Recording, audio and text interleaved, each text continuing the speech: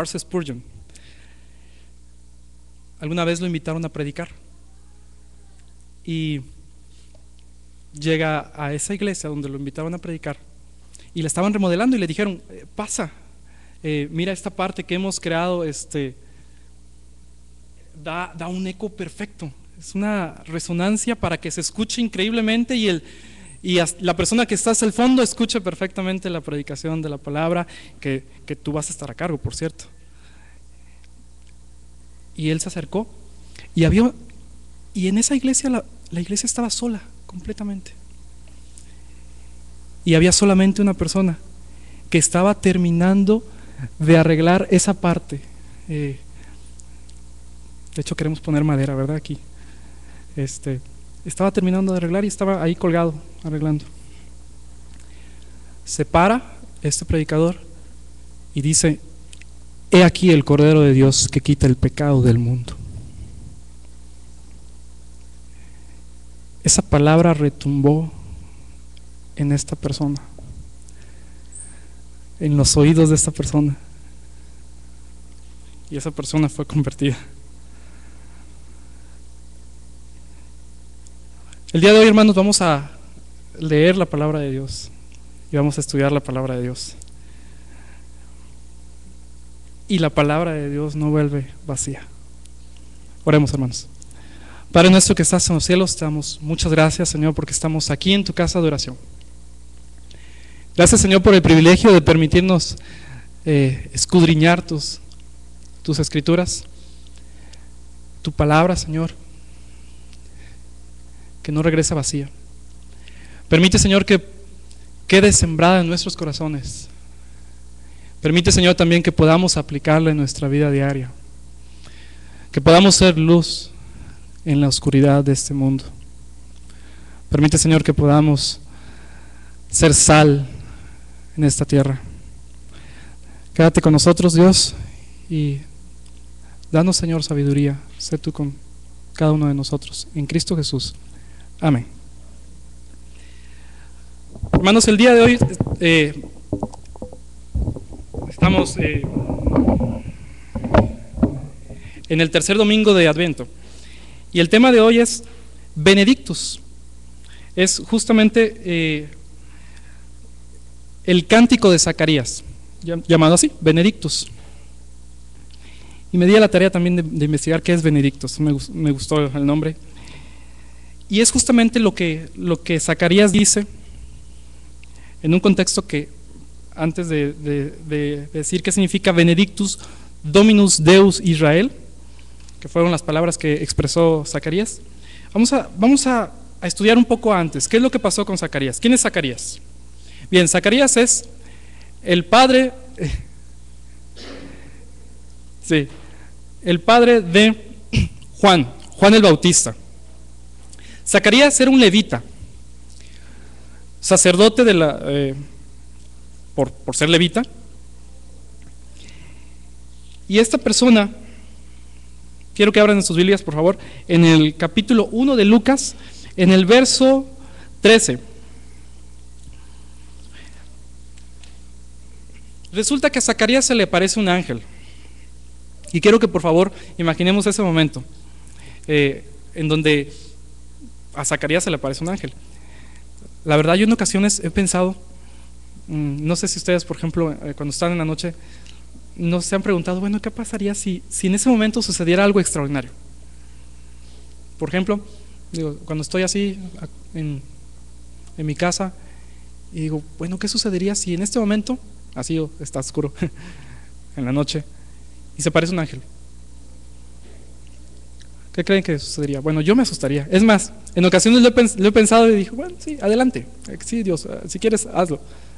Y después digo, no, mejor no. No, ¿sabes qué? Sí, mejor no. Da miedo, realmente da temor, es normal. Bueno, pues a Zacarías se le apareció el ángel y dice que se turbó Zacarías al verle y le sobrecogió temor. El ángel le dijo entonces a Zacarías: no temas, porque tu oración ha sido oída, y tu mujer Elizabeth, la madre de Juan el Bautista, dará a luz un hijo, y le llamará su nombre Juan. Zacarías y Elizabeth, que también en otras traducciones Elizabeth también se le conoce como Isabel. Y resulta que la palabra Isabel y Elizabeth provienen del mismo, de la misma raíz, de la misma etimología, de la misma raíz. En algunas Biblias van a encontrar Elizabeth, de hecho está con S, pero bueno, nota, brevario cultural. Resulta que Elizabeth y Zacarías ya estaban en avanzada edad. Elizabeth era una mujer estéril y Zacarías, siendo levita, recordemos que en el contexto en el que estamos, Elizabeth, una mujer estéril era algo pues terrible en esa época. Bien, entonces se le concede a Zacarías y a Zacarías y a Elizabeth tener un hijo. Y dice el verso 14: y tendrás gozo y alegría, y muchos se regocijarán de su nacimiento. Por supuesto que había un propósito en esto. Y dice, vayamos al verso 18. Si quieren, síganlo con su vista. Dijo Zacarías al ángel: ¿en qué conoceré esto? Porque yo soy viejo y mi mujer también es de edad avanzada y además estéril. Es algo imposible. Pero más adelante dice la palabra de Dios que Dios es Dios de imposibles. No hay nada imposible para Dios. Dice el verso 20: y ahora quedarás mudo. Verso 19. Respondiendo el ángel le dijo: yo soy Gabriel, que estoy delante de Dios y he sido enviado para hablarle y darte estas buenas nuevas. ¿Qué está pasando aquí? Parece que Zacarías, la pregunta, lejos de ser duda, lejos de ser una pregunta, en realidad parece una afirmación que denota falta de fe por parte de Zacarías. Es decirle al ángel, siendo que te está diciendo vas a tener un hijo, te está dando una buena noticia, no importa, te está dando la noticia, y resulta que pregunta, pero yo ya soy grande, mi esposa es de edad avanzada, es estéril. Y bueno, es medio, Zacarías tiene, aquí notamos, o hace notar su carácter un tanto, me atrevería a decir, negativo. Y dice el ángel Gabriel, en base a esto: y ahora quedarás mudo y no podrás hablar hasta el día en que esto se haga, por cuanto no creíste mis palabras, las cuales se cumplirán a su tiempo.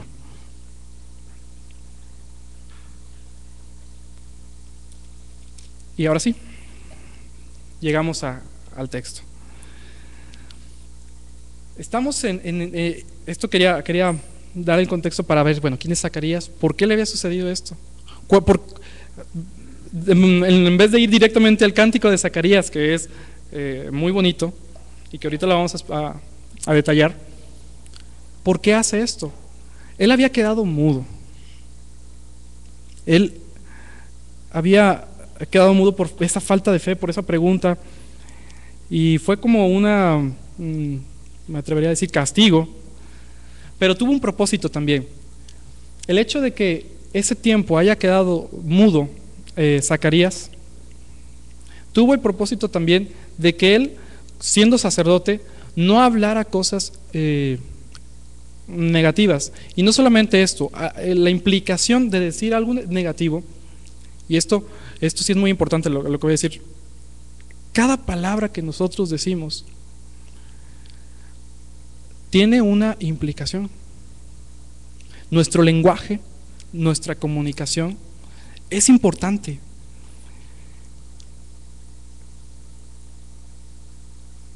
Usémosla correctamente día a día. A veces no nos damos cuenta, pero decimos cosas que puede llevar a una condenación, puede llevar a una declaración, puede llevar a un ¿cómo se le llama cuando le dices algo a un hijo y queda traumado? Bueno, algo así. A veces no le decimos, por ejemplo, voy a poner un ejemplo. Decimos, ay, no seas burro.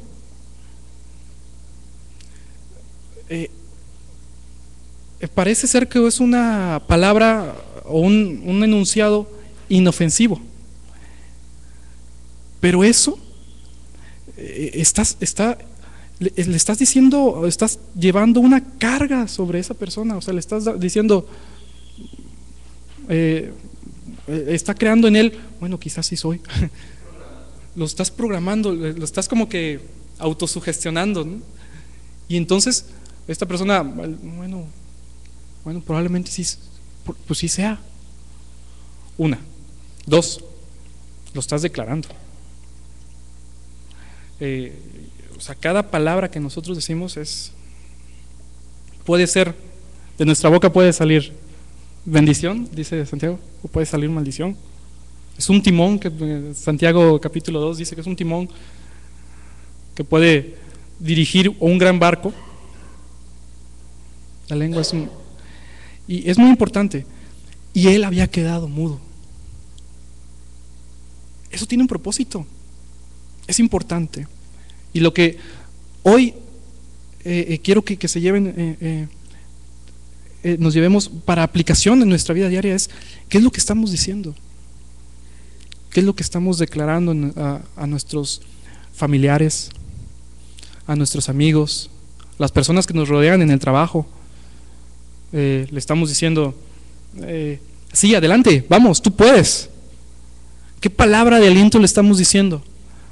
¿Qué palabra de fe le estamos diciendo? ¿Qué palabra, la palabra de Dios estamos comunicando? ¿Qué es lo que estamos diciendo y cómo lo estamos diciendo?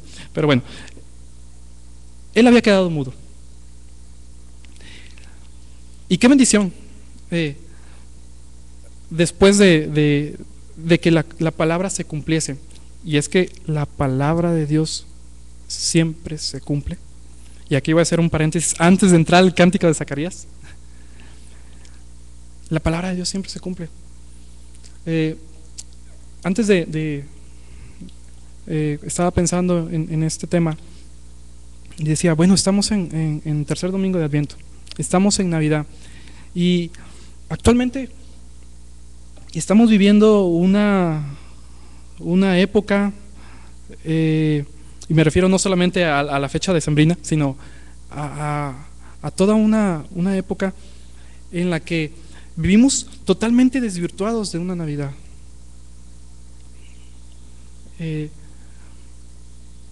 Estamos rodeados de mercadotecnia, de publicidad, de posadas, de regalos, de fiestas, etcétera, de comida.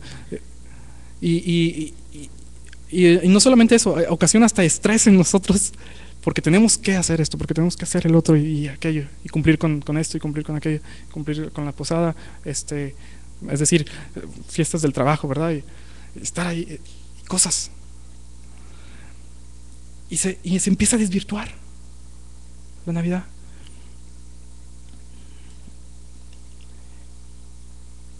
Y la gente pierde el sentido. Y la comunicación que nosotros estamos dando, las palabras que nosotros estamos dando, ahí en donde Dios nos ha puesto, están siendo realmente de bendición. Estamos comunicando la palabra de Dios. Y cuando digo se cumple, hay muchas personas que no creen en el verdadero significado de la Navidad, que es el nacimiento de Jesucristo.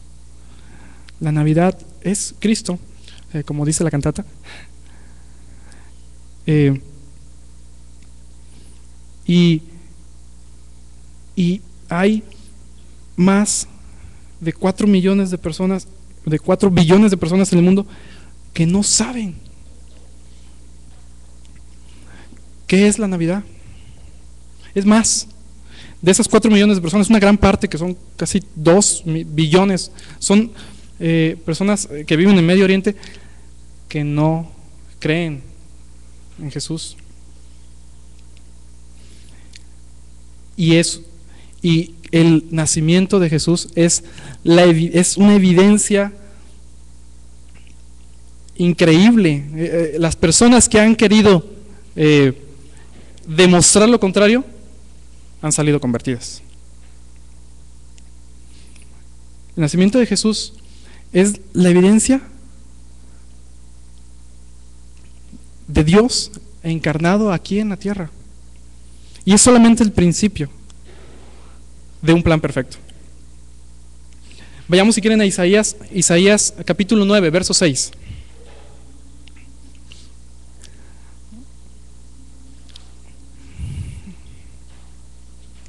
Y las personas que han querido investigar y han querido demostrar lo contrario,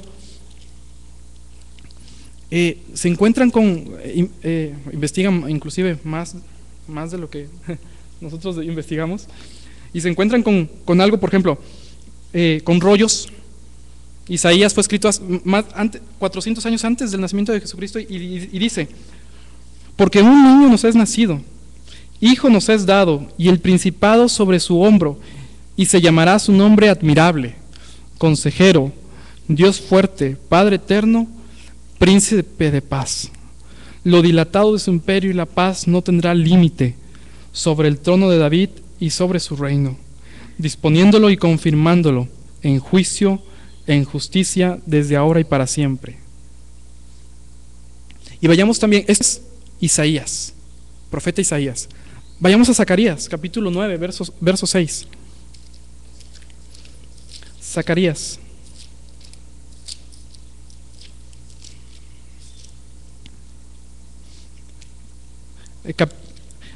Zacarías capítulo 9, verso 9. Dice: alégrate mucho, hija de Sión, da voces de júbilo. Coro, da voces de júbilo.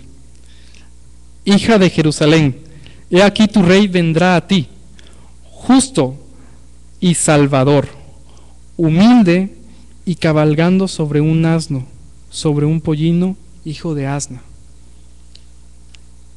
Esto fue otro profeta en otro tiempo. Y puedo continuar. Es evidencia. Dice Hebreos que es el principio, el nacimiento de Jesucristo. Y es una celebración y es gozo. Y dice Zacarías que debe ser alegría. Esta etapa, la Navidad es momento de festejo, sí, de fiesta, de celebración, de conmemoración, pero por el nacimiento de Jesús, el nacimiento del Salvador, del Rey. Benedictus Dominus Deus Israel. Eso es lo que dice Zacarías cuando la palabra de Dios se cumple y vuelve a hablar. Dice que la lengua se le soltó. Y lo primero que dijo fue estas palabras, que significa: bendito el Señor Dios de Israel, que ha visitado y redimido a su pueblo, y nos levantó un poderoso Salvador en la casa de David su siervo. En este cántico de Zacarías, que fueron las primeras palabras que expresa después de haber quedado mudo, la primera parte, podemos dividir este cántico en dos. La primera parte es una alabanza a Dios. Reconoce el propósito de haber quedado mudo, uno, y reconoce que Dios cumple su palabra. Y la segunda parte es una declaración, una bendición para su hijo Juan. Veamos. La primera parte dice: bendito el Señor Dios de Israel, que ha visitado y redimido a su pueblo, y nos levantó un poderoso Salvador en la casa de David, para hacer misericordia con nuestros padres. La segunda parte, y dice: y tú, niño, refiriéndose a Juan, profeta del Altísimo serás llamado. La primera parte es alabanza a Dios y la segunda se dirige a Juan, a su hijo. Y tú, niño, profeta del Altísimo serás llamado, porque irás delante de la presencia del Señor para preparar el camino. Y eso fue lo que Juan el Bautista hacía, preparar el camino, para dar conocimiento de salvación a su pueblo, para perdón de sus pecados, por la entrañable misericordia de nuestro Dios, con que nos envió desde lo alto de la aurora. Y el propósito de Juan es para dar luz a los que habitan en tinieblas y en sombras de muerte, para encaminar nuestros pies por camino de paz. Y con esto quiero terminar. Hoy fui muy breve. ¿Saben cuál es el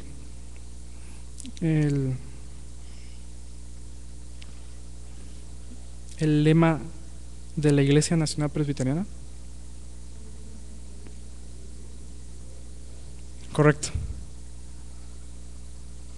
San Juan capítulo 1, verso 5. Post tenebrax, luz, en latín. La luz en las tinieblas resplandece. Amados hermanos,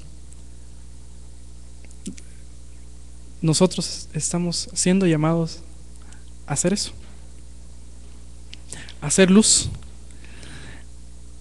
a los que habitan en tinieblas, a hacer luz los que habitan en sombras de muerte, a encaminar esos pies por caminos de paz.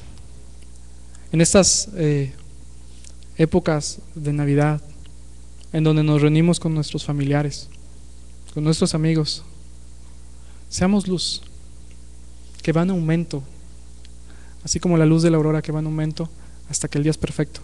Seamos luz en la oscuridad. Amén y amén. Dios les bendiga.